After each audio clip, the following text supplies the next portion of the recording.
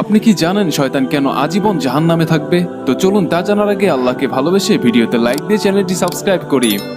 তো যখন কিয়ামতের পর আল্লাহ সুবহানাহু ওয়া তাআলা নেক ব্যক্তিদের জান্নাত এবং গুনাহগারদেরকে জাহান্নামে পাঠিয়ে দিবেন, তখন শয়তানকেও জাহান্নামে পাঠিয়ে দেওয়া হবে। শয়তান 1,00,000 বছর জাহান্নামে পড়ে থাকবে। তখন আল্লাহ সুবহানাহু ওয়া তাআলা হুকুম দিবেন, শয়তানকে জাহান্নাম থেকে নিয়ে আসো, এবং হযরত আদম আলাইহিস সালামকেও জান্নাত থেকে নিয়ে আসা হবে।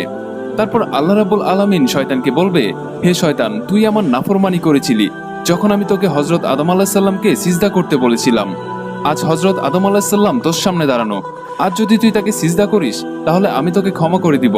তখন শয়তান বলবে, হে আল্লাহ, যখন আপনি আদম আলাইহিস সালামকে সৃষ্টি করেছিলেন তখন আমি তাকে সিজদা করতে অস্বীকার করেছিলাম, আর যখন সে কবরে ছিল তখনও আমি সিজদা করতে অস্বীকার করেছিলাম, আর আজও আমি তাকে সিজদা করব না।